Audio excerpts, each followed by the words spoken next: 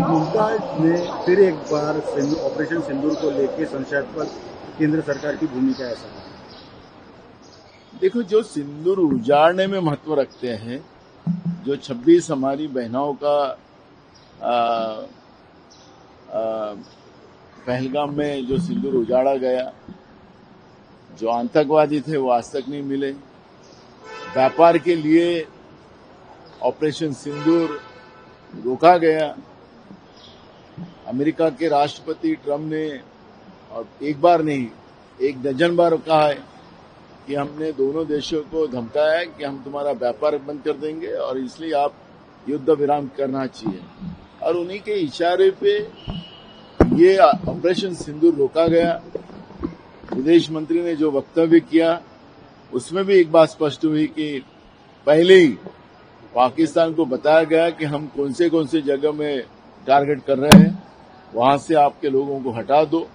तो इसका मतलब है कि कंप्यूटर में जो छोटे बच्चे गेम खेलते हैं वो गेम खेला गया और जो आतंकवादियों ने हमारी बहनों का सिंदूर छीना था उनके बारे में देश के प्रधानमंत्री ने क्यों नहीं बात रखी, ये भी सवाल देश की जनता के सामने है।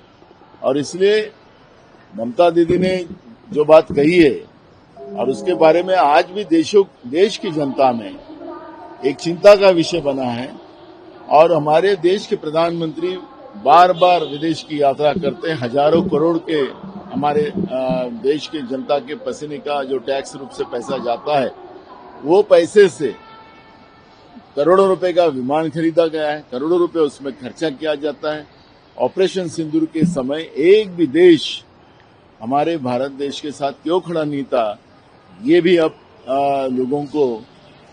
लोगों के दिमाग में बात बैठ गई है। पुलवामा के घटना में भी अभी तक पता क्यों नहीं चला, 2019 में ये घटना हुई, उस बारे में भी लोग अब चर्चा करने लग गए हैं। और मोदी जी जो बार बार झूठ बोल रहे सुबह से रात तक, अब ये झूठ देश के सामने नहीं चलेगा। शिंदे गढ़ के नेताओं ने फडणवीस की तरफ नीतीश राणे की शिकायत की थी, तो मुख्यमंत्री ने उनको फटकार लगाई। क्या नीतीश राणे को ये फटकार जरूरी थी? देखो, ये सरकार में 3 तिगाड़ा काम बिगाड़ा चल रहा है।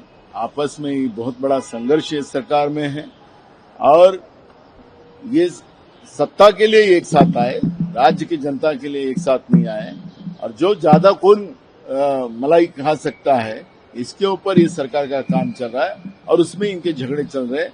और इसलिए महाराष्ट्र में जिस तरह से ये जो बारिश हुई है, तूफान आया है, उसमें पूरी फसलें बर्बाद हुई, हजारों एकड़ में जमीन बर्बाद हुई, किसानों की आत्महत्या बढ़ गई, किसानों को मदद करने की भूमिका सरकार की नहीं है और बेरोजगारों का प्रश्न है।